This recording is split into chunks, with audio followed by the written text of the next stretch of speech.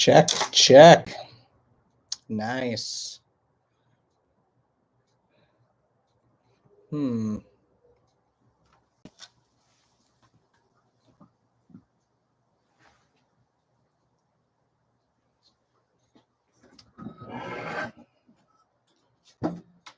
right. This is kind of working. Let's see. See if we could get the bike in the background.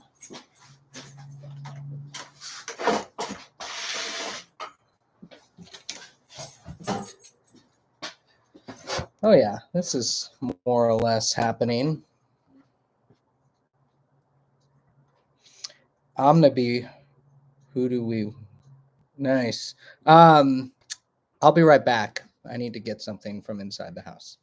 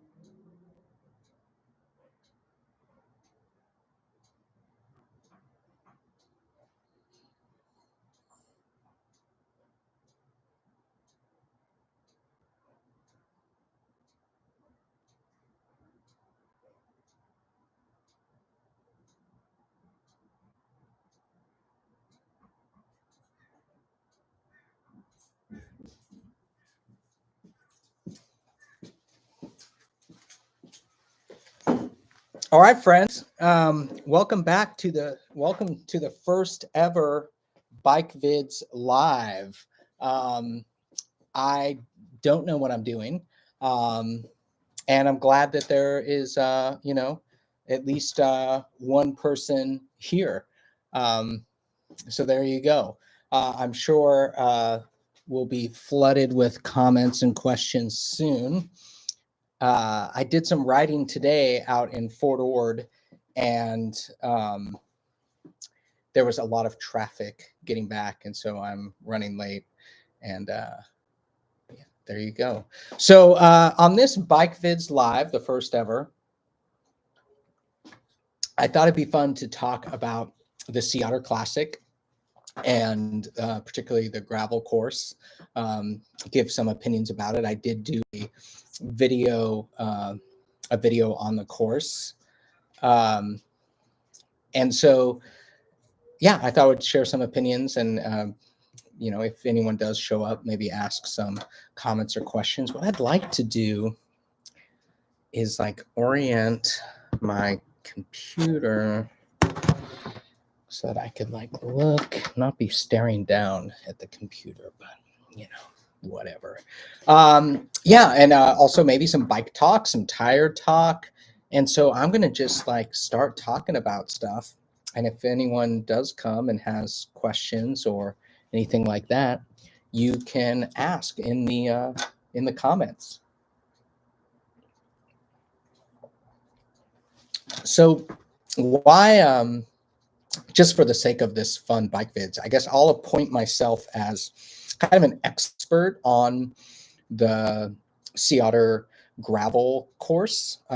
That's because I've done every gravel race that they've had since they started doing a gravel race. And I also, since they started doing the Lifetime Grand Prix, the Fuego XC race, I have also done that, including the Fuego XL, the 2-lap race. So I guess I would say I am an expert on that course, or at least let's just kind of pretend I am for now. And I've ridden it quite a bit on my cross-country bike, my hardtail, and I've ridden it obviously on my Haka MX, which is somewhere back there that you can't really see. Maybe we'll do some kind of like cruise and check it out. So yeah, I would say I'm quite familiar with the course and all the changes that they've made. Originally, the gravel course was more or less the same as the cross country course, deviated slightly. And the first 2 years of the gravel race, I have some video. I have live footage from at least one of those in the Bikevids archive, racing with my friend Aaron. It was, I would say, the perfect course. It didn't do all of the stuff as the most recent, I guess, hard course, but it was one lap, maybe 25 miles, maybe 30 miles. And so it kind of felt like a extra long cyclocross race, in my opinion. And I thought that was like the perfect course because the Sea Otter is a big event. There's a lot going on. These events are geared towards amateur cyclists, although obviously there are professionals racing in all sorts of categories at Sea Otter.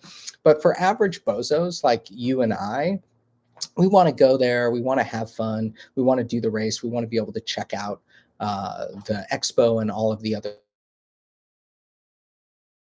that Sea Otter has to offer. So a one lap race, sure, it's no, by a lot of big gravel race standards, it's no Unbound by any means. It's a short gravel race.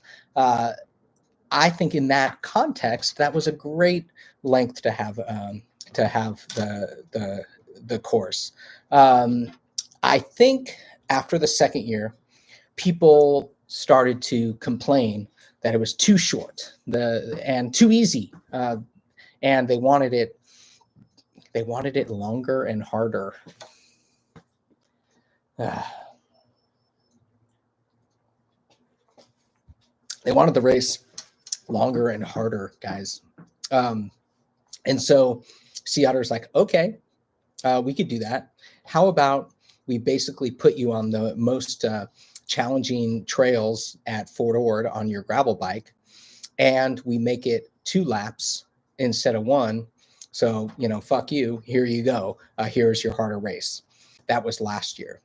That race was so hard that a lot of people didn't finish. They only did 1 lap, or it just took them a lot longer and was way harder and actually technically too challenging for a lot of people. So then people complained. And I mean, I don't really have any expertise or contacts inside how actually Sea Otter works. These are just my opinions. So then a lot of people complained again. And what did Sea Otter do? They said, all right, fuck you, complainers. How about now we just make the easiest, most boring gravel race we could possibly do and just have you 100% on tarmac or gravel fire roads. So the pendulum has switched. Less miles, less climbing, and 2 laps.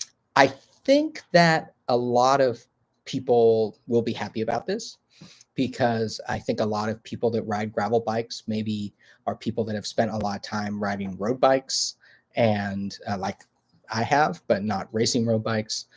And this feels like more like I'm riding my road bike on dirt, So I think it feels more like a road ride. It is definitely not technical. There's a little technical section that maybe we could get to, one kind of part. Other than that, it's basically an easy ride. I have test rode this. I have the video on that. I did a full 2 laps of that course, and I personally found it boring. Again, I'm not being negative. These are just my opinions, right? I love the Sea Otter. I don't give a shit. I'll sign up and do the boringest shit every year and probably pay twice as much. I don't care, right? I'm just saying, to me, that was boring. I would never drive out there like I did today. I would never drive out to Fort Ord from Santa Cruz to do that course. That would not be fun. And so I spent my recon doing 2 laps, and I will do the 2 laps of the race, hopefully, God willing, uh, minus any problems. And that's it, right? So to me, it's just not something that is fun.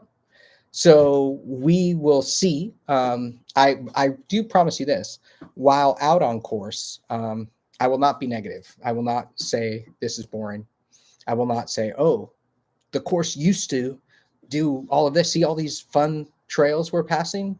The course used to go over there. I'm going to try to not do any of that. I'm just going to have fun because, like every sea otter, it's going to be beautiful, wonderful. People from all over the United States and the world come there to participate. So I will be 100% positive about my experience. But in my head, guys, I mean, what is? Look at this friggin'. Again, I've never done YouTube Live. I do know we've been going for 11 minutes. I have 3 thumbs up. I don't think there's anyone here at the moment.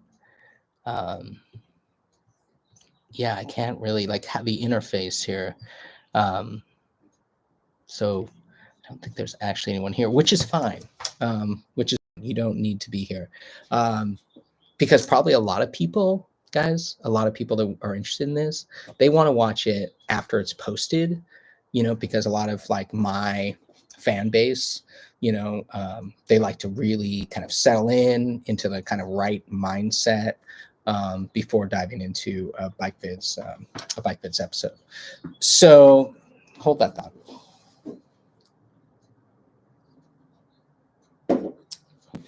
Let's talk a little more. So I was saying boring.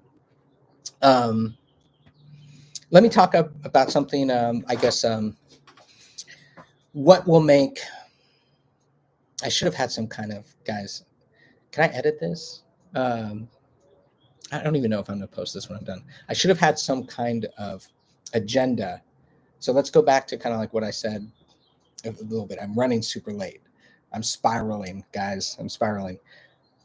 Okay, so we covered that the course has changed a lot, and Sea Otter should have just stuck with the original course. They shouldn't listen to people too much that complain, right?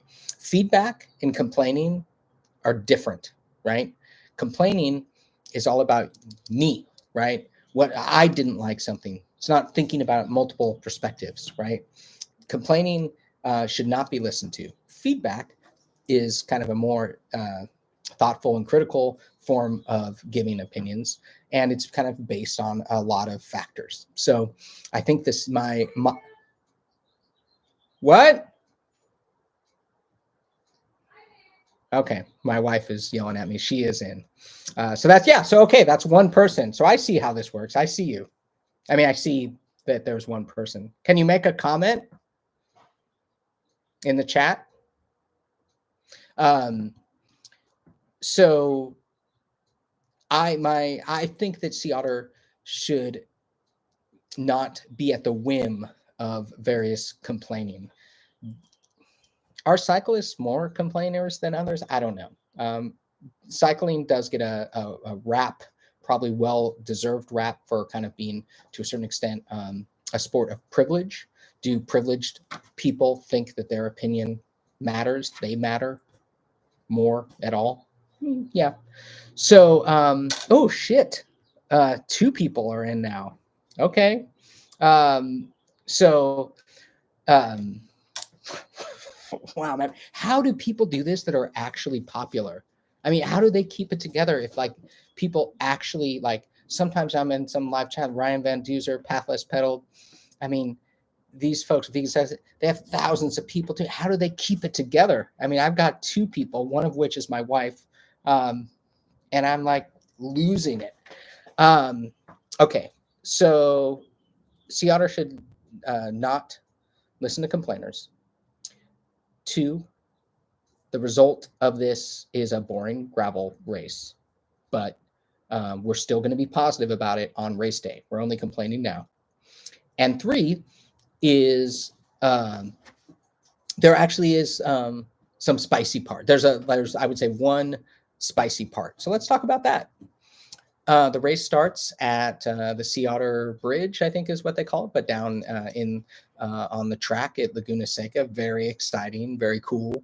And to get out of Laguna Seca onto the first of many fire roads, all fire roads, there's never a trail. You're always on a double track road, paved or dirt. Getting out of Laguna Seca is tough. So people are going to be trying to go very fast, as fast as possible, as if they're racing towards a single track section, which is, no. But either way, people will still be trying to go as fast as possible. It's a big climb. I think a lot of people, nice. Good job. I'm making that comment in the chat. Can I heart that? Yeah. I'm gonna heart that because you're the best.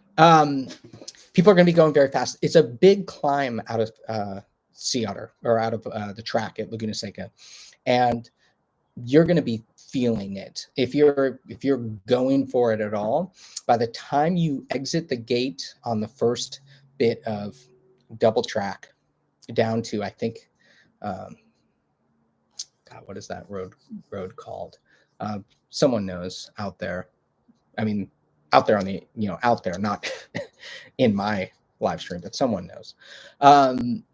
And so be prepared for a very kind of, I would say, challenging effort to get out of Laguna Seca. Just getting out the gate, I personally find challenging. And I also find kind of like surprising. I'm racing in my age group.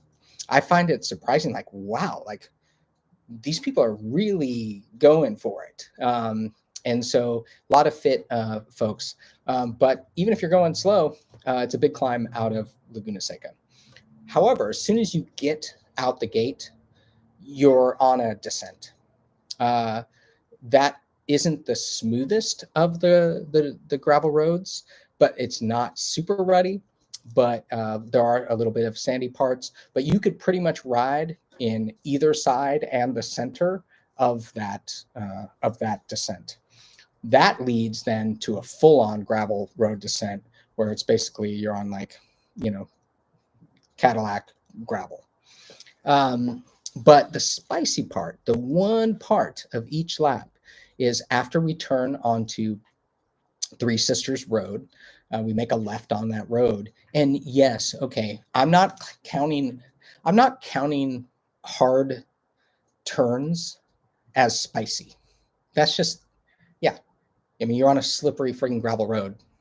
When you're making a significant turn, you need to watch out. That's not spicy. That's just like common sense. Even though, again, I'm not perfect, just saying. So you get onto Three Sisters Road and you do a few bumps on Three Sisters Road, and you go, oh, wow, these are, kind of a couple punchy climbs. Are these the Three Sisters? No. Because eventually, after kind of, I would say, a slightly kind of some technical off-camber, slippery downhills on Three Sisters, you'll see a very short and steep climb. As my friend Courtney mentioned while him and I were riding, people will probably be walking up that. Frankly, when I rode with him up that, I was quite impressed at how fast he went up. And if I recall, he was actually on the pedals out of the saddle, which was also very surprising to me. Granted, it was basically raining, and so it was about as maximum traction as you could get. I just was surprised that you could actually get traction if you were out of the saddle going up that. So that, and then there's a short little pitchy part after that. That I would say is like kind of the hardest or most significant kind of riding. After that, just kind of like hang out and have fun, because you're just basically cruising around on roads. So there you go.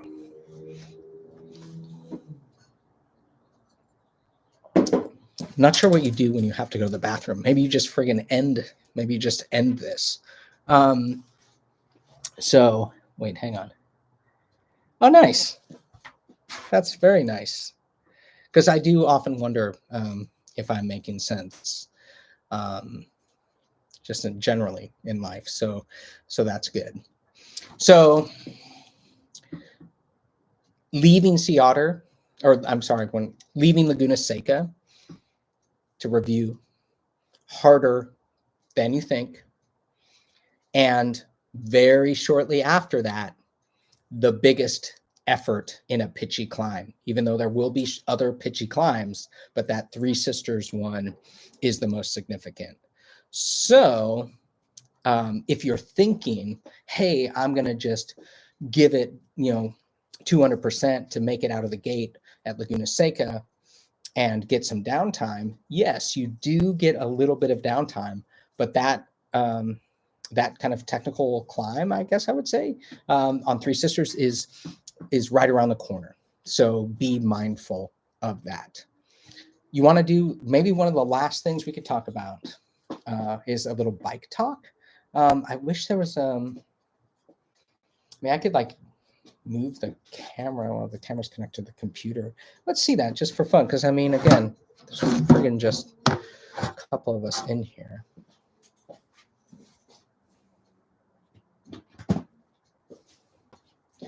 Yeah, and I'm not sure. Not sure I could do this. Let's see.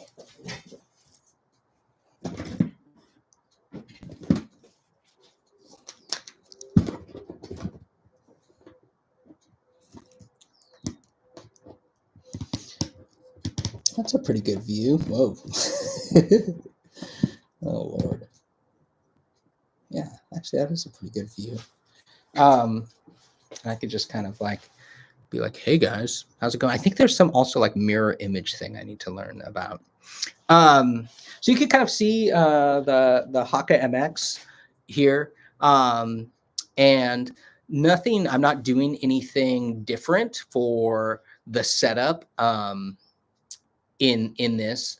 I am, ooh. I'm running a fairly slick gravel tire. I'm running Specialized Pathfinder Pros, and the in 42s, 700 by 42. They are pretty. They basically have a center line, slick center line, and very like minimally knobby.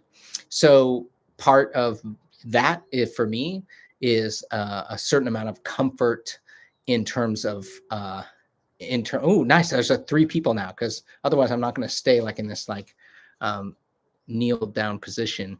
For me, riding a tire with such minimal knobbies is just I guess a comfort level. If there's going to be some slipping and sliding around, like, yeah, sure, a more maybe a slightly more aggressive tire would be great, but I think this will be just fine. My ultimate tire recommendation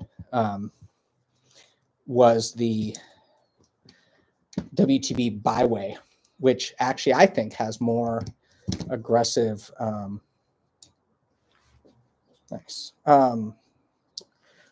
more aggressive side knobs than the Pathfinder Pro. But that was my tire recommendation, as if you were going to go buy some new tires. I'm not going to buy new tires for fucking the Sea Otter or really any event specifically, because if you have good tires, why buy other ones when they are so expensive? So, but if you're one of those people that just has endless amounts of money and wants to put brand new tires on for events, I would say the WTB Byway was kind of my choice. I have here the okay, that 3 people is now 2. So someone was just like, screw this guy. What is he doing? Why is he like hunched over like that? Yeah, it was uncomfortable. It was uncomfortable for me. I am probably a year or less into these Hunt gravel wheel sets. They're gravel wheel set. They are very wide. They push a 42 tire out to like 44. Like I have in winter, I'm gonna have to run a smaller tire next year because this 42 was like clogging up my like back. So part of my tire choice and why I'm comfortable riding such a minimally aggressive tire, the Pathfinder Pro, is about tire volume. They are very voluminous, and to me, what I'm kind of starting to come around to is that I feel like that makes for a more safe and comfortable ride, rather than just the degree of knobbiness of the tire. So I'm experimenting with these Pathfinder Pros. Often, as my go-to just tire for cyclocross and everything is something like a WTB Radler or a WTB. Are they called Expanse? I run them. Keith runs them. Uli runs them. Murphy runs them. They might be called Expanse, but the point is, God, do I have?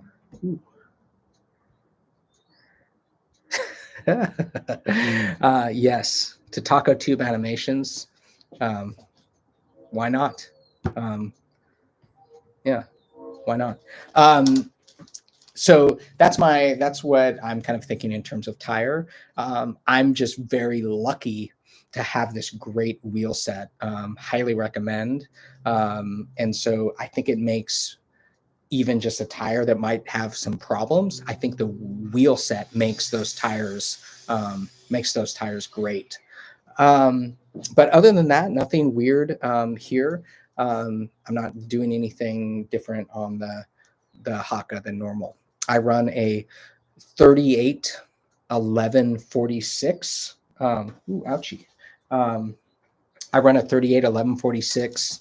Or I'm sorry, 1046 Garbarook rear cassette and a 38 front chainring. That's just my setup for everything. And that's more than enough for Sea Otter for sure. Okay. I mean, I kind of have to go to the bathroom, so maybe we'll wrap this up. I mean, it's just like 27 minutes. I would say for the first, this reminds me of like the first Bikevids ever. After I finished it, I was like, yeah, that's pretty awesome, you know? But for the first live, I would say success. Even though if I do it again, it's going to be so much better and this one's going to suck. But like for the first one, I'm feeling pretty good. I'm really glad I got to get a lot of my opinions out there about the gravel course. And I just want to reiterate that the Sea Otter, even though I don't like the gravel, the gravel course, and I don't like the decision, whatever, like I'm not disparaging people or course designers. Like, it's just my opinion. A lot of people have them, right? Like the Sea Otter is just a great event, and I'm not disparaging any of that. But you are allowed to have opinions, and sometimes they are contrary to whatever is happening. So I'm going to be camping at the Sea Otter. And so I'll be there Friday, Saturday, and Sunday. I'm doing the gravel race on Saturday, and then I'm doing the 1-lap cross-country race on Sunday. And so if you see me or someone that looks like me, you should say hello. And I hope you're out riding your bikes, having fun. And thanks for tuning in to Bikevids. Ciao.